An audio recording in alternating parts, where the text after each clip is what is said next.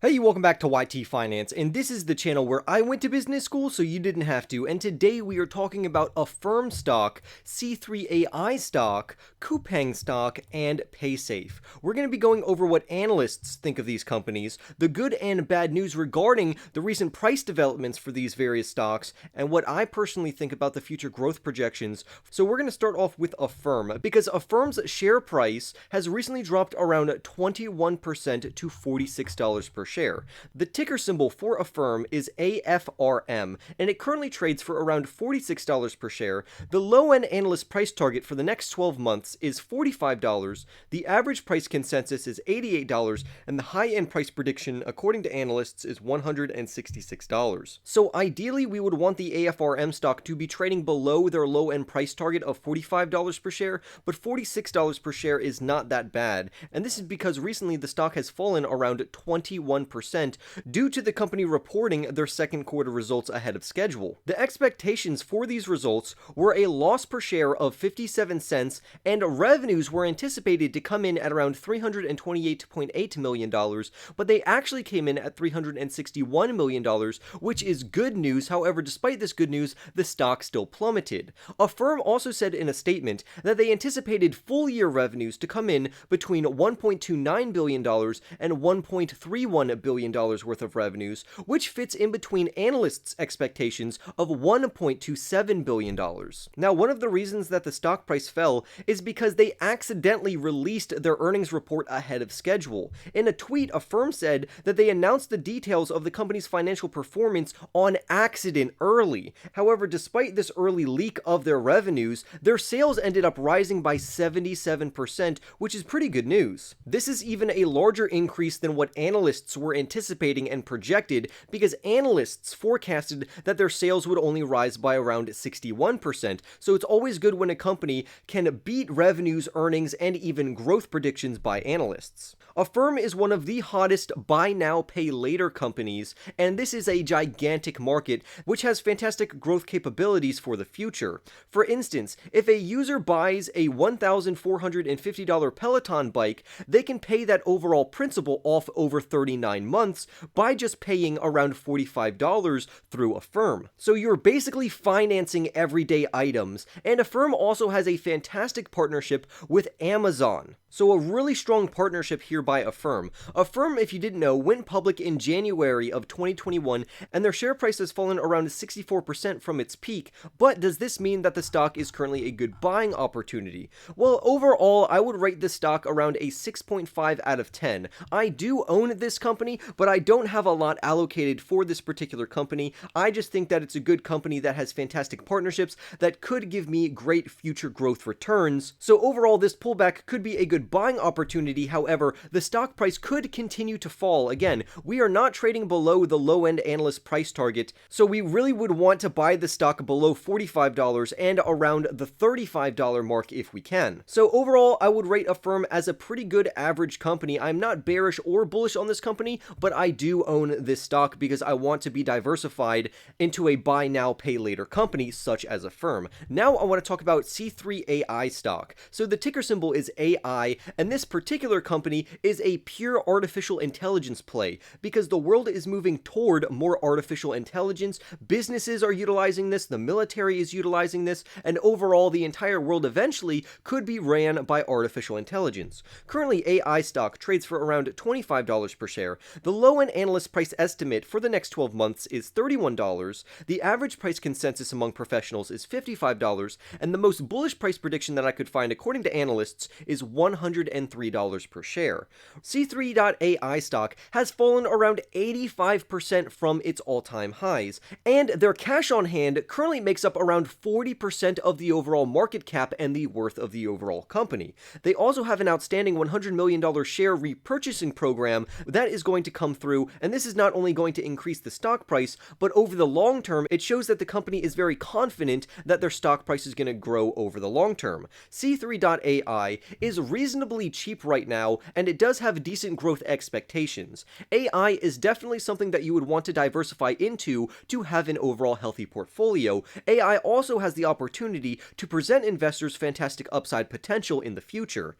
C3.ai went public in 2020, and now it's trading at around an 85% discount. As you can see from the chart here on screen, you can see that originally it was appreciating very nicely, but then all of a sudden the stock absolutely just started to plummet. This is due to a multitude of factors, including macroeconomic factors, but overall investors think that the stock is just not priced fairly right now and that it could continue to fall. The good news about the stock price falling is that it has also lowered their overall PS ratio, which currently sits below 11. Right now, the PS ratio, or price to sales, sits at around 10.61, and this is relatively good for a growth stock, specifically a growth stock in the AI market. Analysts expect very strong future returns for both revenues and overall financial metrics.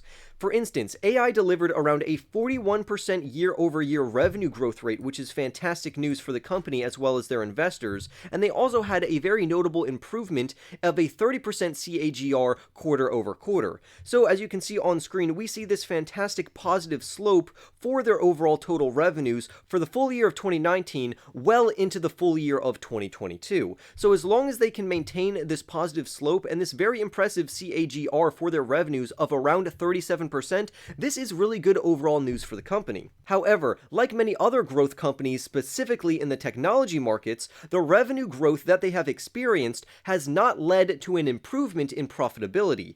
AI, or C3.ai, saw no improvement in its non-general accepted accounting principles margins because it actually deteriorated at a loss of around 39%. However, this is expected for a company like this because it's aggressively reinvesting any revenues or any cash that it has on hand to bolster its research and development and S&M. On the bright side, AI, or C3.ai, guided very positive news for their next quarter with projected revenue growth between 34% to 38%. So if you can see on screen, you can see their overall revenue guidance, and overall it's really positive. So now that we know what we're working with and what type of company this is, where is this company going to be 5 years from now? Well, first off, they have very good partnerships. One that I want to bring up is Baker Hughes, ticker symbol BKR, and this is a very important customer in the energy sector. They contracted C3.ai with a $357 million contract, which will be spread over 3.5 years. We have another chart on screen where you can see year-over-year revenue increases, and we can see that we would ideally want to get into C3.ai in 2024, because from 2024 to 2025 is where they have their largest revenue increase, specifically on a percentage year-over-year growth basis.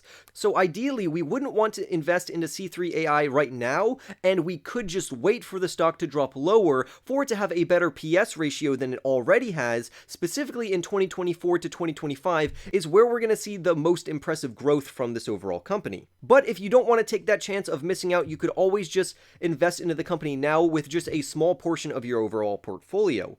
AI also does work and contracting work for the Department of Defense. They landed a contract that is worth $500 million, and this revenue is going to be spread over the next 5 years. So this provides a great growth runway for this overall company, and that it has stable, consistent revenues from this contract. Because C3.ai is a growth stock, investors typically would rather invest into the company now so the company can eventually grow into its overall valuation. And currently right now, like we said earlier, it's trading under 11 times its sales, which is a reasonable valuation. However, it's not a fantastic deal. The good news is that C3.ai trades at a market cap of close to around $2.5 billion, and the good news is that it has $969 million worth of cash and or cash equivalents on its balance sheet, which means that its market cap is made up of around 40% just cash from their balance sheet, which is really good to see. More good news is that the company does plan to repurchase around $100 million worth of common stock, which is going to raise the overall price per share. So with a decent cushion of cash and cash equivalents on their balance sheet,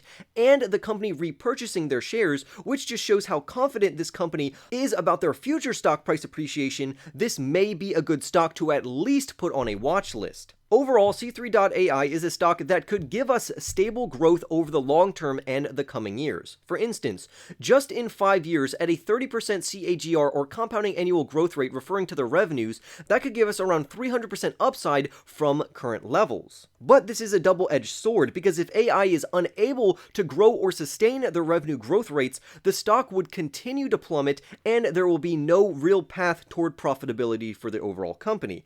This company is also in competition with other artificial intelligence competitors such as Palantir Technologies, ticker symbol PLTR. But luckily for both companies, AI is such a giant market that there is room for multiple winners. So overall, I would rate C3.ai stock a 5 out of 10. And I personally do not own this particular company. I will wait and put it on a watch list and invest into the company at a later date.